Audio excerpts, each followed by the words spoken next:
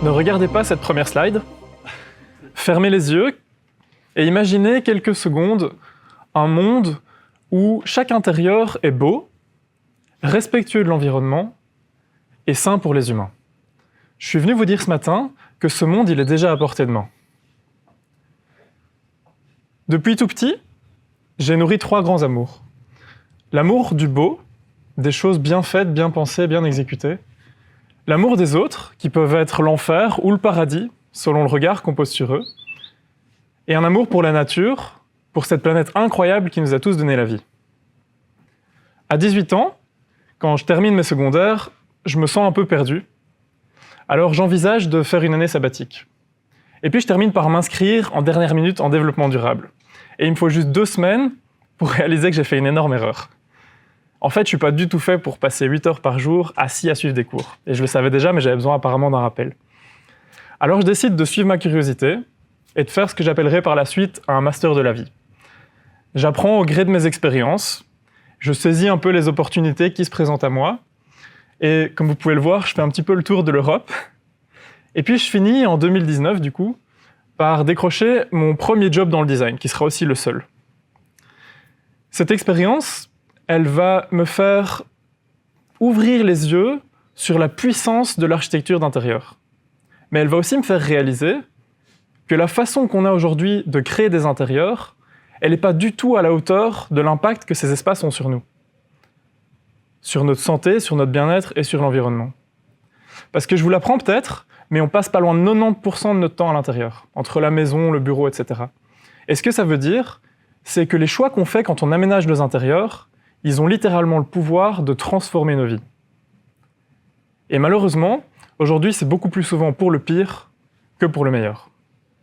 Alors après presque 4 ans chez Space Refinery, je décide de quitter et de rejoindre Michael pour lancer Space Bloom. On s'associe avec une mission qui est très claire, qui est de rendre plus accessible le design durable. Et vous me croirez ou pas, mais le jour où on se lance, on signe notre premier client. Comme si l'univers essayait de nous donner un message qu'on est sur le bon chemin. Ce premier client, ce qu'il apprécie particulièrement chez nous, c'est notre approche scientifique et notre posture de partenaire dans son projet. Ce qui le met en confiance pour suivre nos recommandations. On éprouve encore notre méthode sur quelques projets, et puis on décide de commencer à la partager, notamment à travers des workshops avec Nature Amateur. Puis fin de l'année dernière, on décide de se concentrer exclusivement sur le conseil et de ne plus faire de design. Et à ce moment-là, Brussels Beer Project nous appelle pour les guider dans la rénovation responsable d'un bar. C'est la première fois qu'on bosse comme ça. Les designers font le design, et nous, on fait la durabilité. Et en fait, ça se passe super bien. Notre approche, on pourrait la comparer à une analyse de sang qui va aider un médecin à prescrire le bon traitement. En fait, nous, on va diagnostiquer chaque espace pour pouvoir prescrire les bonnes solutions. Et en fait, ce que j'ai appris avec les années, c'est que le secret d'un bon design intérieur, c'est d'allier la science et l'art, d'avoir un savant mélange des deux. Un peu comme Mick et moi. Je vous laisserai dire qui est l'art, qui est la science. Mais ce qui est important, c'est que, en fait, on a des compétences qui sont complémentaires et qui nous permettent de guider nos clients sur le design durable de façon holistique. Nous, tout ce dont on a besoin, c'est de designers qui ont envie de créer des espaces meilleurs et qui peuvent s'en donner les moyens. Et en parlant de moyens, je vais être honnête avec vous, pour l'instant, on se nourrit surtout de voir l'impact qu'on a chez nos clients. Et quand je dis que ça nous nourrit, ça remplit pas encore des assiettes. Mais bon, petite consolation pour moi, au moins je peux dire que si on était payé en sourire, on serait déjà millionnaire. Et ça, je le prends. Alors, le plus dur pour moi, je pense que c'est pas de trouver des nouveaux clients, ou même de trouver les meilleures solutions pour ses clients.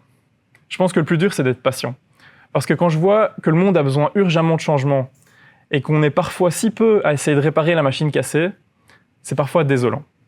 Donc ce matin, je vais utiliser l'opportunité que j'ai pour vous demander de l'aide, parce qu'on va avoir besoin de chacune et de chacun d'entre vous dans cette salle et derrière les caméras, pour porter notre message, pour nous faire connaître, et surtout pour nous connecter avec des gens qui ont envie de créer des intérieurs meilleurs, des promoteurs, des designers, etc.